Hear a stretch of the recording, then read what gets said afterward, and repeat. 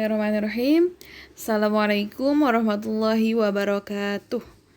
Bagaimana kabarnya Soleh Soleha Al-Aziz hari ini? Alhamdulillah luar biasa bersama Ariyat. Allahu Akbar. Semoga kita semua selalu dalam lindungan Allah Subhanahu wa taala, selalu dalam keadaan sehat walafiat dan semangat belajarnya. Oke, hari ini kita masuk tema 3E subtema 4 cuaca, musim, dan iklim. Pembelajaran 1 dan 2. Oke, sebelum kita masuk materi hari ini, alangkah baiknya kita berdoa terlebih dahulu ya.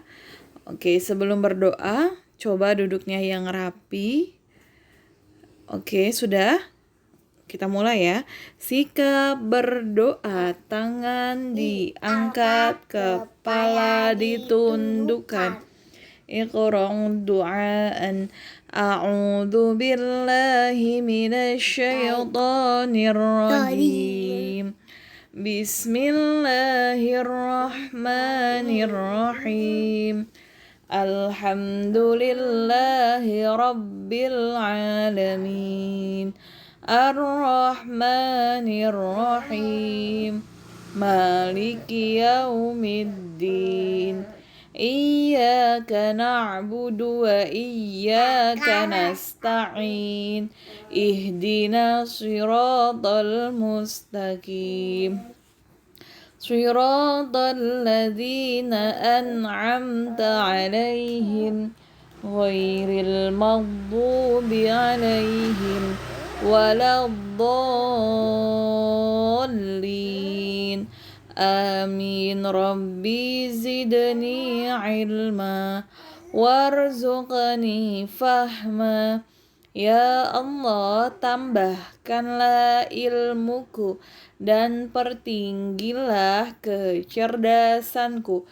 Amin ya rabbal alamin. Semoga dengan kita membaca doa sebelum belajar, Allah mudahkan kita semua dalam memahami materi hari ini dan dijadikan ilmu yang bermanfaat. Amin ya rabbal alamin. Hari ini materinya apa aja sih? Yang pertama ada informasi cuaca, musim, dan iklim.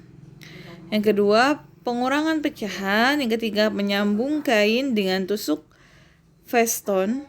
Dan terakhir, kombinasi gerak. Oke, hari ini kita sudah masuk subtema 4, sudah masuk pengurangan pecahan ya. Nah, kita sekarang masuk ke materi yang pertama, yaitu cuaca, musim, dan iklim.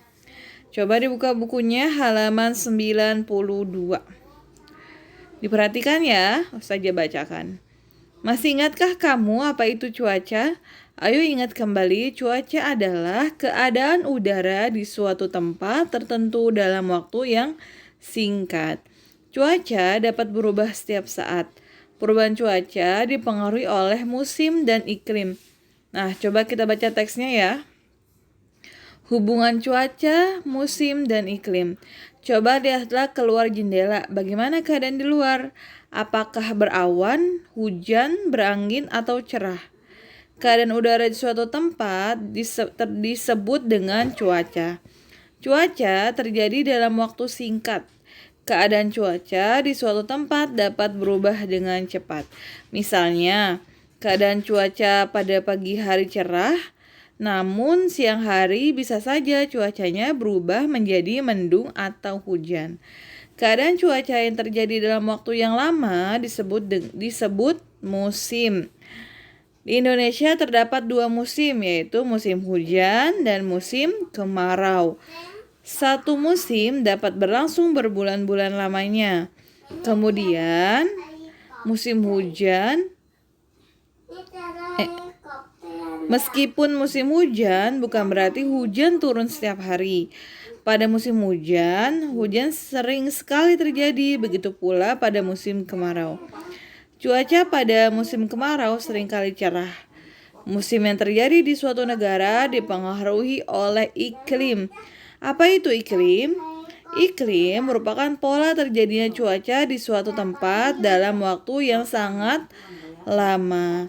Iklim meliputi daerah yang luas. Iklim terdiri atas iklim tropis, iklim subtropis, iklim sedang, dan iklim dingin.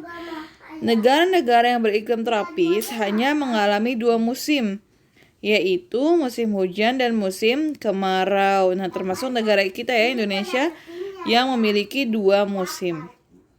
Negara-negara yang beriklim subtropis mengalami 4 musim, yaitu musim panas, musim semi, musim gugur, dan musim dingin. Negara-negara iklim subtropis antara lain negara Jepang, Korea Selatan, Amerika Serikat, Prancis, dan Inggris. Jadi negara kita termasuk negara yang beriklim tropis. Selanjutnya halaman 97 ya, dibuka sayang. Di sini ada pembagian iklim di bumi. Indonesia terletak di garis khatulistiwa. Garis khatulistiwa adalah garis yang membagi bumi menjadi 2 bagian. Indonesia beriklim tropis. Bagaimana negara-negara lainnya? Coba di sini ada pembagian iklim bumi. Daerah di muka bumi dibedakan menjadi 4 daerah iklim, yaitu iklim tropis, iklim subtropis, iklim sedang, dan iklim dingin. Jadi terbagi menjadi 4 bagian ya. Iklim tropis terjadi di bagian tengah bumi, yaitu daerah di sekitar garis khatulistiwa. Cuaca di daerah tropis hangat dan lembab. Daerah beriklim tropis mengalami 2 musim, yaitu musim kemarau dan musim hujan. Negara yang beriklim tropis, misalnya negara di Asia Tenggara seperti Indonesia, Brunei Darussalam, Filipina, dan negara-negara di Afrika. Misalnya Kenya dan Kongo. Iklim subtropis terdapat di bagian utara dan selatan daerah iklim tropis. Daerah beriklim subtropis mengalami 4 musim, yaitu musim panas, semi, gugur, dan dingin. Di daerah beriklim sedang, perbedaan musim terlihat dengan jelas. Cuaca di daerah beriklim sedang tidak terlalu panas atau dingin. Perubahan musim di daerah beriklim sedang adalah musim panas dan musim dingin dan sejuk. Negara dengan iklim sedang misalnya Norwegia, Swedia, dan Denmark. Nah, dari 2 teks yang kita bacakan ini, hubungan cuaca, musim, dan iklim, serta pembagian iklim dan bumi, kita dapatkan informasi yang kita dapatkan juga pasti berbeda-beda. Dari hubungan cuaca, musim, dan iklim, kita dapatkan informasi apa saja. Ternyata cuaca tuh apa sih gitu ya. Cuaca adalah keadaan udara di suatu tempat tertentu dalam waktu yang singkat. Sedangkan kalau musim itu dalam waktu yang lama, seperti itu ya. Jadi kita dapatkan informasi setelah kita baca teks dengan seksama, kita dapatkan informasi dari bacaan yang kita baca, seperti itu ya. Nah, selanjutnya yang kedua, tes kedua apa? Pembagian iklim di bumi ya. Nah, ini ternyata ada 4 bagian ya, yang terbagi 4 bagian daerah iklim ya. Ada iklim tropis, iklim subtropis, iklim sedang, dan iklim dingin. Dan Indonesia masuk dalam iklim tropis. Dia ada di garis khatulistiwa ya. Dan dia apa sih garis khatulistiwa? Yaitu garis yang membagi bumi menjadi 2 bagian. Nah, di Indonesia itu termasuk iklim tropis yang memiliki 2 musim, musim panas dan musim hujan. Oke. Kita lanjut lagi. Di daerah beriklim dingin, musim dingin berlangsung lama sehingga tanahnya selalu ditutupi salju nih. Kalau ini daerah yang beriklim dingin, biasanya ada di mana? Lamanya siang dan malam sangat berbeda. Pada musim panas, siang hari bisa mencapai lebih dari 20 jam. Wow, lama sekali ya. Pada musim dingin, malam lebih lama dari siang. Negara yang beriklim dingin antara lain Amerika Utara, pulau-pulau di utara Kanada, Kutub Utara, dan Antartika di Kutub Selatan. Ya, lama sekali ya kalau lagi musim dingin waktunya. Bisa berubah seperti itu ya, Masya Allah. Oke. Nah, selanjutnya coba di sini ada informasi apa aja sih yang kamu peroleh setelah membaca teks di atas. Nah, bisa dibuat seperti ini ya, pembagian iklim di bumi ya, seperti itu. Bisa kalian catat di sini nih. Apa sih informasi yang kalian dapatkan? Iklim tropis itu apa sih? Iklim subtropis itu apa sih? Iklim sedang itu apa? Iklim dingin itu apa gitu. Jadi kalian harus tahu. Nah, iklim tropis itu apa? Nah, kita lihat ya. Iklim tropis terjadi di bagian tengah bumi, cuacanya hangat dan lembab, mengalami 2 musim kemarau dan hujan seperti itu. Jadi ketika kita baca sebuah teks, kalau bisa kita tuh sudah memahami apa yang ada dalam teks tersebut. Misalnya tadi membahas tentang iklim tropis, pembagian 4 iklim tadi ya. Ada iklim tropis, iklim subtropis, iklim sedang, dan iklim dingin. Nah, kita harus mengetahui nih iklim tropis itu apa, iklim subtropis itu apa, iklim sedang itu apa, iklim dingin itu apa gitu. Kita harus pahami apa yang kita baca sehingga kita tidak sia-sia membacanya. Jadi apa yang kita baca itu kita pahami dengan baik, kita ingat gitu ya. Jadi ketika kita kan menjadi informasi yang baik ya untuk kita mendapatkan informasi, mendapatkan ilmu ya. Nah, ketika kita ujian, kita ulangan, kita sudah tahu gitu. Jadi belajarnya itu enggak dadakan, karena kita ketika belajar itu dengan sungguh-sungguh, habis baca kita ringkas kembali, misalnya dibuat catatan seperti itu agar lebih mudah belajarnya ya, dibikin peta pikiran atau diringkas sendiri. Selanjutnya masuk ke pengurangan pecahan. Kemarin kita sudah mempelajari dari yang awal masih mengetahui bilangan pecahan itu apa sih? Ada 2 ya. Ada pembilang, ada penyebut gitu ya. Sudah dijelaskan, sudah mulai penjumlahan. Kemarin sudah penjumlahan jadi 3 gitu kan. Nah, sekarang sudah masuk pengurangan pecahan. Keadaan cuaca dapat mempengaruhi makanan dan minuman yang dimakan. Pada cuaca hujan, kita lebih memilih untuk makan makanan yang hangat.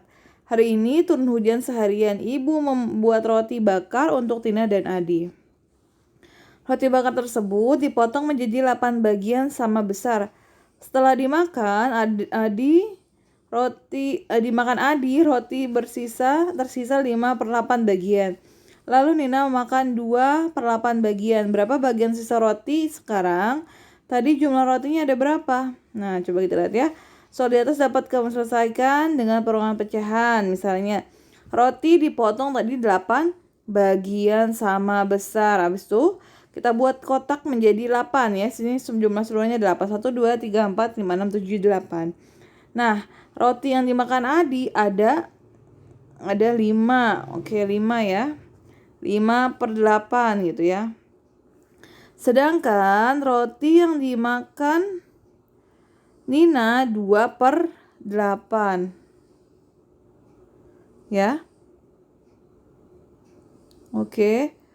Nah, selanjutnya kita lihat di halaman sebelahnya. Potongan roti yang tersisa adalah ada 3/8. Jadi 5 dikurang 2. Oh, setelah dimakan Adi, rotinya tersisa 5/8 ya. Tadi kan 8 bagian. Nah, setelah Adi makan tersisa 5/8, berarti tadi kan 8 ya. 8. Terus 5 berarti kan sisanya 5. 5 dikurangin Nina makan 2. Berarti 5/8 dikurang 2/8, jadinya 3/8. Jadi setelah Adi memakan, berarti Adi makannya 3 ya. Karena sisanya tinggal 5/8. Terus ada juga 9/12 dikurang 2/12. Masain bagaimana? Kan kalau penyebutnya sudah sama, maka dikurangi hanya pembilangnya saja. Coba kita lihat ya. Jumlah keseluruhannya itu ada 12 ya. Selanjutnya bagian berwarna biru bernilai 9/12 dikurangi 2/12. Nah, jumlah yang diwarnai biru itu ada 9. Sedangkan yang di garis itu ada 2. Maka 9/12 dikurang 2/12. Sisanya berapa? 9 kurang 2, 7. Maka 7/12. Seperti itu ya sayang ya. Yang dikurangi hanya pembilangnya saja ketika penyebutnya sama. Oke, selanjutnya kita lanjut menyambung kain tusuk veston. Coba dibuka bukunya halaman 94. Cuaca juga mempengaruhi jenis pakaian yang digunakan. Ketika udara terasa dingin, biasanya kita memakai pakaian yang hangat atau menggunakan selimut. Ibu Nina membuat selimut dari kain perca. Kain perca adalah potongan kain sisa menjahit. Potongan-potongan kain tersebut dijahit satu sama lain membentuk selimut. Ibu membuat selimut dengan teknik sambung. Teknik sambung dilakukan dengan menyatukan dua atau lebih bahan sehingga membentuk benda kerajinan. Bahan dapat disambung dengan berbagai cara, misalnya dengan cara dijahit atau ditempel. Ada banyak benda kerajinan yang dibuat dengan teknik sambung. Contohnya boneka, bantal, kursi seperti gambar di samping. Oh, ini dari kain perca ya.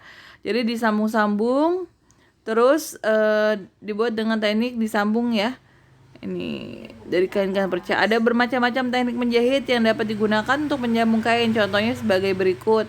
Teknik jelujur, teknik veston, atau teknik flanel, tusuk flanel, tusuk jelujur, tusuk veston, tusuk flanel. Kerajinan tangan dari kain flanel banyak menggunakan tusuk veston. Ayo mempelajari cara menjahit dengan tusuk veston. Ikuti langkah-langkah berikut. Yang pertama apa? Kita siapkan dulu nih kain flanel, jarum sulam, benang, dan gunting. Selanjutnya, siapkan 2 lembar potongan kain flanel yang akan disambung. Selanjutnya, kita tumpuk kedua kain menjadi satu. Masukkan benang ke dalam jarum. Setelah itu, buatlah simpul di ujung benang. Berhati-hati ketika menggunakan jarum. Mintalah bantuan orang tuamu ya, karena di rumah. Jadi, kain yang tadi sudah kita potong ya. Kita sudah potong, kita jahit di bagian pinggirnya ya. Jadi kan dia menjadi satu gitu. 2 bagian yang dijahit pinggirnya, maka dia akan menjadi satu, menempel gitu ya. Tusuk jarum dan bagian bawah kain pada titik A, tarik benang ke atas, terus tusukkan kembali ke jarum pada titik B, lewati jarum di atas sisa benang C. Ulangi lagi hingga seluruh bagian tersambung nih, seperti yang ada di sini ya. Pertama tusuk ke A, terus tusuk kembali lagi ke jarum B, lewati yang C-nya gitu. Jadi dia lebih kenceng gitu sih kalau pakai ini tusuk flanel. Aku saja pernah praktekkan ini ya. Setelah selesai, buatlah simpul supaya benang tidak terlepas. Gunting sisa benang, berhati-hati. Terus selanjutnya berlatih membuat tusuk flanel untuk digunakan pada pembuatan karya di pembelajaran berikutnya. Ini kalau kita sudah masuk, insya Allah kita bisa praktek nih ya di sekolah. Oke, yang terakhir, kombinasi gerak. Ada di halaman 99 ya. Keadaan iklim juga mempengaruhi jenis olahraga. Ada beberapa jenis olahraga yang dilakukan pada musim dingin, misalnya ski es, seperti gambar di samping. Untuk melakukan olahraga tersebut, diperlukan keseimbangan dan kekuatan kaki. Kamu pun dapat melakukan olahraga untuk melatih kekuatan otot kaki. Misalnya dengan gerak tolakan, melayang, dan mendarat. Ayo melakukan gerakan tersebut, berdirilah di atas balok kayu. Meloncatlah ke atas matras. Gerakan tersebut daratkan kedua kakimu secara bersamaan. Tentukan tekuklah lututmu saat mendarat supaya kakimu tidak cedera. Jangan lupa untuk melakukan pemanasan sebelum berolahraga. Ya, jadi penting ya sayangnya, pemanasan itu penting ketika kita mau berolahraga. Lakukan pemanasan terlebih dahulu. Lakukan gerakan tersebut bergantian dengan temanmu. Oke, ikutilah petunjuk guru. Alhamdulillah ya, materi sudah selesai. Semoga kalian dapat memahami materi yang Ustazah sampaikan dengan baik. Oke, pesan Ustazah, sholat 5 waktunya jangan sampai ditinggal, sholat duha, mengaji Al-Quran dan Umi, membantu dan menghormati orang tua. Jangan lupa ya, BLP-nya diisi ya. Semangat belajarnya, jaga kesehatan. Oke. Kurang lebihnya Ustazah mohon maaf. Kita akhiri dengan membaca hamdalah. Alhamdulillahi rabbil alamin. Subhanakallahumma wa bihamdika asyhadu an la ilaha illa anta astaghfiruka wa atubu ilaik. Untuk tugasnya nanti Ustazah share di grup ya. Wassalamualaikum warahmatullahi wabarakatuh.